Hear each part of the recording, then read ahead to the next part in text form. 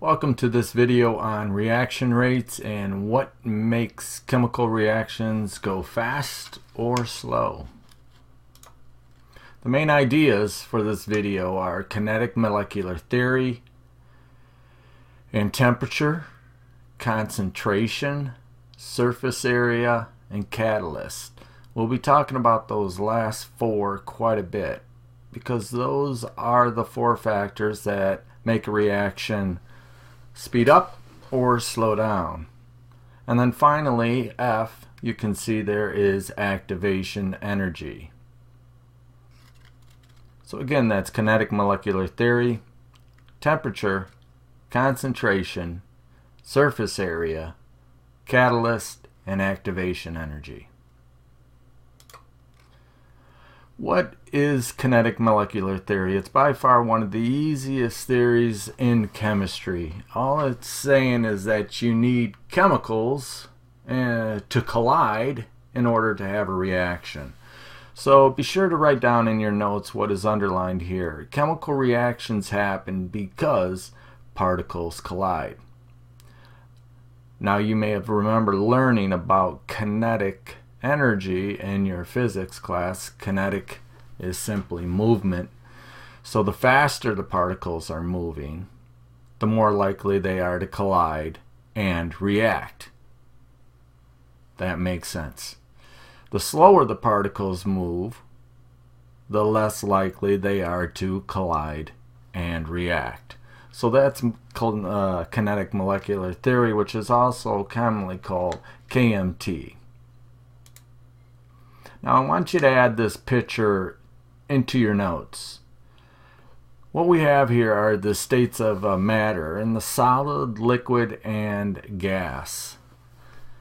If you look at the solid, you can see that the particles are very close together, akin to the analogy I give in class with the classroom in the school setting, where the students are nice and orderly in their desks, structured, and yes, there is some fidgeting going on, pencils or getting some papers or whatnot, but that's simply the vibrations. Same is true in the solid. It's a nice ordered fashion and there is some vibrations occurring there, but they're very close together to each other.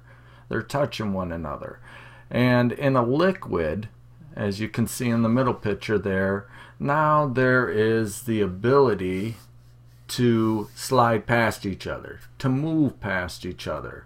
So now no longer are you in class, but the bell has rung and you are in the hallway. And you're still able to interact with your classmates, but you can go by them and go on to your next class. That would be similar to a liquid. Now they have the freedom of movement. And then finally you get to gas, where gas is the end of the school day and you leave the school. You have much more area between you and a fellow student, and that is similar to a gas, where now there's a lot more space between the gas particles themselves. You can see the arrows there indicating that the speed is of a greater magnitude and than a liquid, and definitely than in a solid. So again, please get these pictures in your notes and draw them as such. And again, the difference between states of matter is simply the distance between them. Now, one of the temperatures that will speed up or slow down a reaction is temperature. And it makes sense that the more energy that we put into a reaction, and that energy being heat, the faster the particles will move. Experience that in cooking all the time. Therefore, if the particles move faster, they collide more. So they're moving faster, they collide more. And if they collide more, they react faster.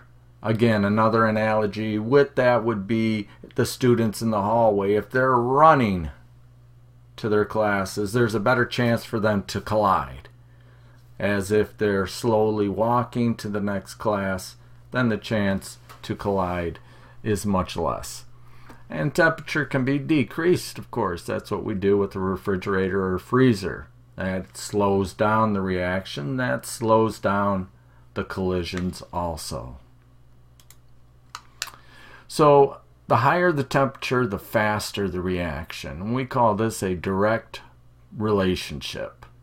And again, you have heard this, I know, through physics, quite a few direct relationship, but as one goes up, the other one goes up also. That's a direct relationship. So the higher the temperature, the faster the reaction. The lower the temperature, the slower the reaction. Next is concentration. So how much of this stuff are we putting in there? If we put more particles, then of course we're going to have more reactions collide. So concentration, again, this is underlined, so please put it in your notes. Concentration is a term that means how much solute or stuff that we dissolve into a solvent. And that solvent is usually water. So the solute is the smaller amount and the solvent is the larger amount, if you want to think of it like that. So again, I use the salt water example quite a bit. In this case, we're going to talk about Kool-Aid. If you increase the concentration, so we're increasing the concentration of our Kool-Aid, what we're going to do is increase the amount of stuff or solute. Alright, so in this case, think about the Kool-Aid, which is smaller part, sugar, smaller part also compared to the water. We increase that. If we have more stuff, we have a higher concentration. We'll have more particles. More particles we have, the greater the chance for successful collision and for that reaction to occur. Also, you can imagine you are at a crowded concert. You are lucky to have a front standing room, but so many people are there you can't move without bumping into someone. So you're at this concert, you're all jammed in up the front there. So now imagine a side gate opens up and the space doubles. There are still the same number of people, but more space to move. Now there is less chance you will bump into someone. So again, concentration, you may have the same amount of concentration, but your volume, if your volume increases, alright, that allows then more room for, in this case, the people to move around, as opposed if you were to decrease the volume, then you're going to have, again, greater collisions that happen because you have less room to travel. So the higher the concentration, the more likely particles will collide and the faster the reaction. And I'm talking about in a fixed volume here. So the higher the concentration, the more likely particles will collide and the faster the reaction. This makes sense. This is also a direct relationship. So as one goes up, the other goes up. So as our concentration increases, the collisions will also increase, and that will produce a faster reaction. Next, that could speed up a reaction is surface area. And surface area refers to the amount of surface available for contact. So think about aspirin. Aspirin, we take an aspirin, it dissolves in our stomach acid. It's a chemical reaction. Once it dissolves, it can go into the bloodstream and relieve pain. Well, that may take a little while. All right, they even have enteric coated aspirin, which allows it to take some time to dissolve. So you get a longer lasting relief of pain at different times, but you may need it right away. So what some people will do is crush their aspirin before they swallow it to help it make it work faster. So they're in pain, they want to get relief as soon as possible, so they take the aspirin, they crush it up. That produces a greater surface area. Now with the greater surface area, there is more of an opportunity for the stomach acid to collide with the particles of aspirin ultimately resulting in relief of your headache. So let's draw a picture. Here is our aspirin itself in its whole form. It's a solid, and here are crushed particles of aspirin. You can see that there is much more surface area on the crushed particles. So with the more surface area that we have, the greater the ability for the stomach acid to react with the aspirin particles here. And that spells relief. So again, the greater the surface area, the faster the reaction. This is a direct relationship also. Finally, we have what's called a catalyst. Catalyst is something that speeds up a reaction but doesn't participate in the reaction. So it helps the reaction go faster. A catalyst is something that helps a reaction go faster but doesn't participate in the reaction. Stirring is an example of a catalyst. Stirring action moves the particles and makes it more likely that they'll collide.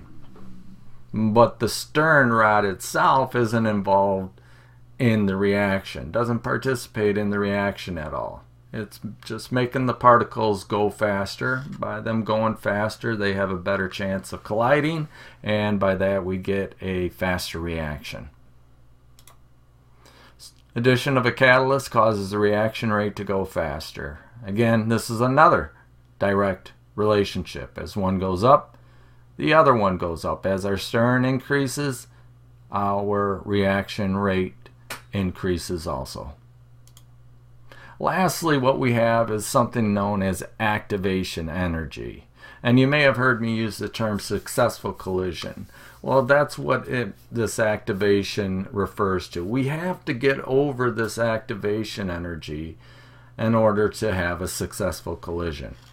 So we can see that particles collide with different energies. Let me say that again. Particles collide with different energies. So not all substances need the same strength of collision to cause a reaction. Some may need more, some may need less. Some substances will react if they just barely touch each other, while others must slam into a particle to get going.